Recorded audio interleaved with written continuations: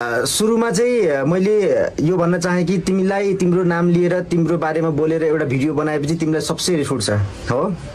तिमीले मेरोमा लिँदाखेरि मैले केही बोल्न नपाउने, तिमीले मेरो बारेमा जे भन्दा पनि मैले केही बोल्न नपाउने, भन्न नपाउने, भिडियो आउने बित्तिकै फेरि अर्को एउटा रिपिट भिडियो आउँछ तिम्रो। मैले होइन नि त भिडियो हालेको, तिमीले हो।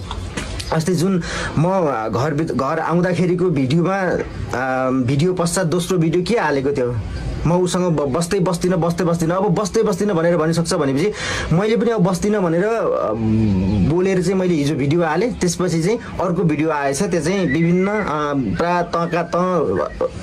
रूपमा आएर घर परिवार आमा बुवा अझै कहाँ कहाँ के कस्तो कस्तो कोसँग सुतेको प्रमाण, त्यो कुरो मैले भनेकै छैन। तिमीलाई चाहिँ कसरी थाहा भयो कि तिमीलाई चाहिँ मैले सुतेको, तिमीलाई कसैसँग सुतेको छौ भनेर मैले आरोप लगाएको भनेर मैले भनेको छु। मेरो मुखबाट मैले भनेको छु, मलाई कुरो मात्रै थाहा पाउनु थियो, अरू केही पनि होइन। मैले कसैलाई केही आरोप लगाएको छैन र मलाई कुनै प्रमाण देखाउनु पनि पर्दैन र मलाई सीसीटीभी देखाउनु पनि पर्दैन है।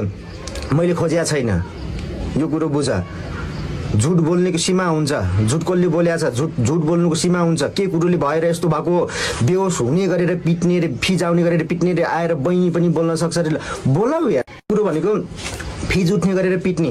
त्यो दिन के भएको थियो मेगा, राम्रोसँग सोध त। मैले तिमीलाई एक दुईवटा प्रश्न मात्रै गरेको थिएँ, त्यो दिन मलाई त्यो प्रश्नको आन्सर नदिइकन मलाई पागल घोषित गरियो सबै मिलेर है।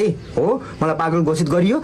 त्यसपछि भोलि फेरि त्यही कुरो सोद्धाखेरि यस्तो चाहिँ भएको हो, यो चाहिँ होइन भन्ने कुरो आयो। त्यसपछि तेस्रो दिन चाहिँ हो कुरो आयो नि त, होइन भनेको मतलब सुरुवात यो दोस्रो झगडाको चिङ्गारी छ नि, तिमीले आफै सुरुवात गरेका थियौ कि मैले जस्ट सोध्या मात्रै थिएँ। सोध्न पाउने अधिकार छैन, म श्रीमान होइन।